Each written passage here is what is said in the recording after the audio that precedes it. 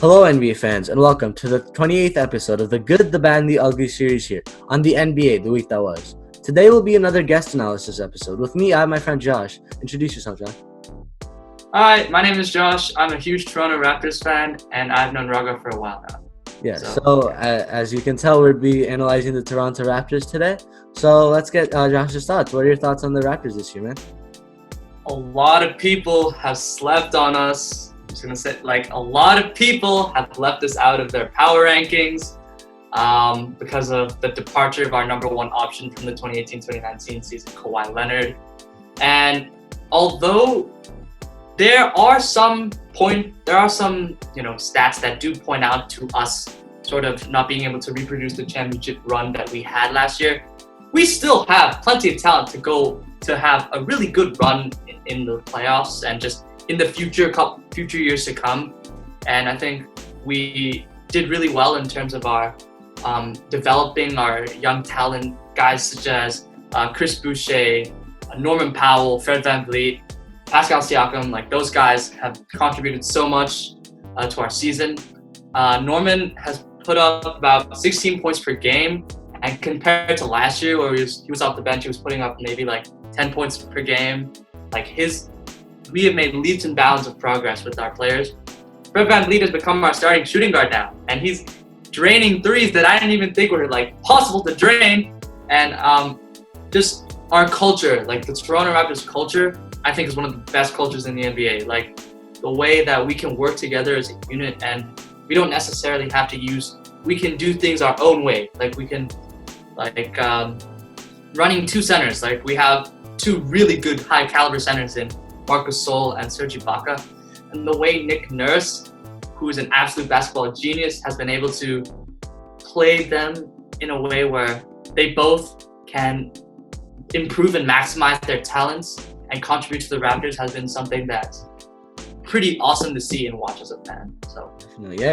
You covered a lot I was going to talk about. The first thing I wanted to mention was how the culture in Toronto has really led to the development of their players, which has led to their significant but just staying at the top of the Eastern Conference, which no one expected, including myself, would happen with the departure of Kawhi Leonard. I expected them to be around the 6-7 seed, battling for a playoff spot, but it looks like they'll be battling for a final spot rather than a playoff spot. Because I feel Masai Ujiri down, he's president of basketball operations, all the way down to Terrence Davis, who comes off the bench.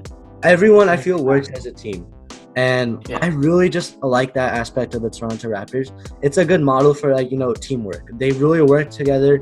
They maximize on each other's strengths, and which leads to overall team success, which includes Nick Nurse, as you said. I think he's the smartest coach in the NBA right now. His ability, he taught the Raptors all he knows regarding different schemes, and he's just so versatile in the way he coaches. Sometimes he knows he has to use Siakam as how he used Kawhi last year, as that guy who keeps on going into ISOs and getting those buckets. But sometimes he realizes it's going to be about teamwork and playmaking, so he goes with Kyle Lowry, who's going to set the offense up.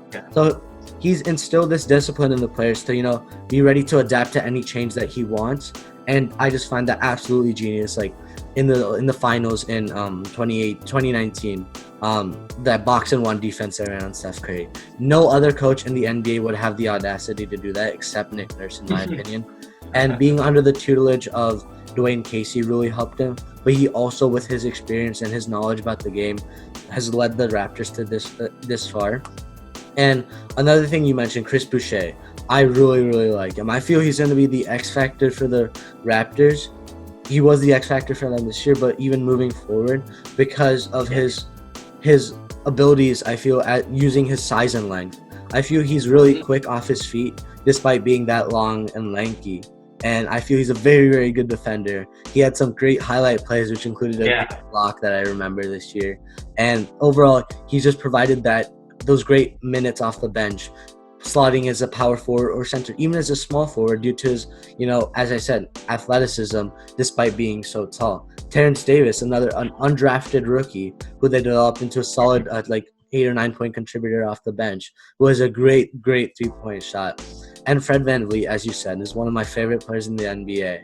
Dude, being 6 foot, being undrafted, undersized, he just doesn't care. He plays with so much heart, and I respect him so much for that. And his ability, like, look, he's 6 foot, but he's a starting shooting guard. Like, I don't, Yeah, but he just like plays we're with like so much breaking boundaries heart. there. Yeah. So, who's your favorite player on the Raptors? I think it's like picking your favorite like food. You know, like it's so hard to choose because each player contributes their own set of like skills and abilities. Like Rondae Hollis Jefferson and OG Anunoby, like they're both extremely good ISO defenders. And if you look at Kyle Lowry, excellent floor general. He's a beast when it comes to playing that gritty defense that you need. Pascal Siakam, our number one option, he's been playing phenomenal, an all-star starter. So I think in terms of who embodies the Raptors the most, I'd probably say either Kyle Lowry or Serge Ibaka, because I feel like even though Serge Ibaka is a little bit older and Marc Gasol as well, I feel like they contribute that veteran knowledge and that guidance, and even Kyle Lowry too. But those two players I feel have represented Toronto and have done the Raptors justice and have shown that even though we may not be the championship caliber team that we once were with Kawhi, Danny, we're still going to be a force to be reckoned with. Like we still have such good guys, and the amount of work ethic and the amount of time we put into the gym, the weight room, that will pay off, and we will show you guys that we still are the defending NBA champions, and we will prove that to you. So Definitely. Raptors, yeah. Definitely. And I feel moving forward for the Raptors organization, Nick Nurse is obviously going to stay. He's arguably coach of the year. Masai Ujiri the Toronto Raptors ownership should do everything they can to make Masai stay, because dude, the gems he's unearthed, there's so many. Fred VanVleet, Pascal, OG, the list goes on across the years, not just this team. Yeah, exactly. And he's just an insane GM, and he should also stay. But moving forward, like the Raptors aren't gonna fall off, because look, if Kyle Lowry's aging, Marc Gasol's aging, Serge Ibaka's aging. Those are the three players I feel right now that are gonna eventually leave this not leave, but not have that same impact that they've had before. Let's take a step back from the. You're gonna have players to bet right into that role. VanVleet will slide down to the point guard role, play that same gritty defense. Not as good of a playmaker, but a better three-point shooter, in my opinion. And then Pascal can do the playmaking due to his just all-around game that he's been developing. Boucher can slide into that Serge Ibaka. Boucher and Rondae Hollis, like Pascal Siakam, could be the front court of the future. Rondae can guard multiple positions, and you just have players ready to take that role on. Yeah. So, and eventually, we know Masai's going to find another undrafted guy or another late-round pick. That is a late draft pick that's really going to support this franchise. So it's good looks for the Raptors moving forward. But let's talk about the present. How do you think they're going to be doing in Orlando? I see we retain our second seed, and I think we also it's this whole NBA bubble and the Orlando NBA reset. It's also allowed us to experiment with new roster movements, new depth charts, and I think we will definitely retain the second seed. But I also think we're also going to try new things, maybe slide Pascal at point, I don't know, maybe roll with like an all big loadout, because I feel like I've heard that Nick Nurse wants to try running maybe Pascal as like the main floor general and the main creator for the offense, and you have guys like, because we have great scorers in all areas of the paint. We have Mark and Serge, and then also we have perimeter guys like Fred and Matt Thomas, who is also a really underrated three-point shooter for us, and as well as Terrence Davis. So we really have a lot of places we can go in Orlando, and I think it's just a matter of time when we see that happen. So yeah, I mean, I made a video about this almost 6 months ago, dude. Again, they're still dark horse contenders in my opinion. And I mentioned Chris Boucher as like an X factor for them. The reason being is I feel he has him and Rondae Hollis Jefferson and have the physical tools to stop Giannis, because I feel coming out of the East is just about stopping Giannis. And with Nick Nurse's genius, he could find another strategy. I mean, Giannis has had historically one of the best seasons of all time. So it'll be very, Definitely. very tough to stop him. And I feel he's so determined to get this ring for Milwaukee right now. But I honestly feel that if they can, create that strategy, get to the final, I think it's possible. And if they come up against the Lakers or the Clippers, it'll be honestly easier for them because they know Kawhi, they know his game. They know it inside out. They trained his game. So it'll be easier for them to stop. And they have great wing defenders and OG Anunoby. Dude, like, people keep forgetting, he wasn't in that last playoff run.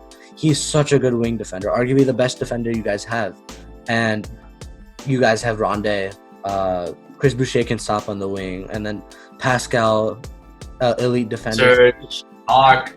People forget that Mark in his prime, so he was Defensive Player of the Year recipient. So a lot of people forget about that about Marc Gasol. So So I feel the sky's the limit for this Raptors team, though. It's built so brilliantly that you don't know, you never know. They could definitely repeat and become the unprobable champions once again. I mean, as like last year was a big surprise for me. I didn't think that the Raptors were gonna win the championship, but look, they did it, and I think they have the chance to do it again. So, do you have any final words for the Raptors? I think the main thing about the Raptors is keeping like especially in the future, like come the off season, we have to re-sign Fred VanVleet, Marc Gasol, Chris Boucher. We have to re-sign these guys, but we have to make sure that we also prepare ourselves for the future as well. Because if we resign these guys, we want to make sure that we can keep these guys, but also for the right price. Like, Fred played absolutely incredible compared to last year and the year before. But is he all-star level worthy yet? I'm not too sure. So, and the same does apply with Chris Boucher because he played phenomenal defense for us this year. And also Rondé, Hollis Jefferson will also be a free agent. So I think for us, keeping set of our priorities is one of the big things. And as well as there's been a lot of rumors going on about apparently a lot of people have been saying that Giannis might go to Toronto or something. I'm not too sure. I'm just going to take that with a grain of salt. But I think we have a strong group of core guys who I think will definitely be able to make plenty of really deep playoff runs for years to come. So yeah, really, the future is extremely bright for the Toronto Raptors. Definitely, yeah. Thanks for being here today, man.